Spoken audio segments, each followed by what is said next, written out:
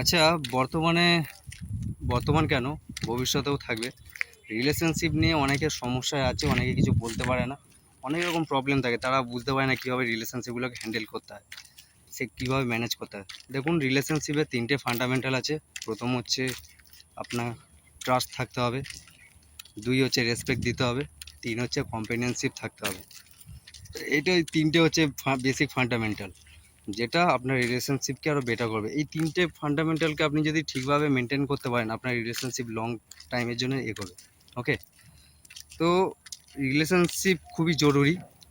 হ্যাঁ, রিলেশনশিপ অনেকেই আছে যারা আধ্যাত্মিকের নাম করে রিলেশনশিপ সম্পর্কগুলোকে নষ্ট করে দেয়, সেটা করবেন না।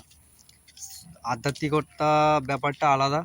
ওকে, সেটা নিজের সেলফ লার্নিংয়ের জন্য, সেলফ রিয়েলাইজেশনের জন্য জরুরি। তা বলে এই নয় যে পুরো সমাজ থেকে কেটে পড়তে হবে। আপনি যেখানেই যাবেন সেখানেই মানুষ রয়েছে, যেখানে মানুষ রয়েছে সেখানেই সমাজ রয়েছে। ওকে, তো জঙ্গলে চলে যেতে পারেন, সেটা আলাদা ব্যাপার, কিন্তু জঙ্গলও তেমন কেটে দিচ্ছে, ওভার পপুলেটেড হয়ে যাচ্ছে, সেখানেও মানুষ ঢুকে পড়ছে তাদের নিজেদের স্বার্থসিদ্ধির জন্যে। ক্যাপিটালিস্টরা তারা ঢুকে পড়ছে, নিজেদের বড় বড় বিল্ডিং, বড় বড় শপিং মল করবে, নিজেদের ফ্যাক্টরি করবে। তো যাই হোক, তো ব্যাপারটা হচ্ছে যে ওই ভুলটা করবেন না, ভুলভাল কাজকর্ম করবেন না, সম্পর্ক দিকে একটু ফোকাস করুন, টক্সিক রিলেশনশিপগুলো থেকে লিভ করুন, ভালো সম্পর্কের দিকে এগোন।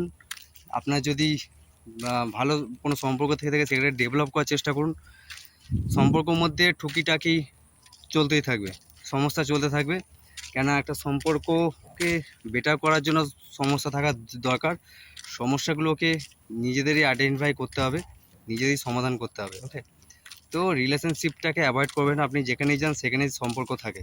ওকে, তো আই হোপ ইউ আন্ডারস্ট্যান্ড।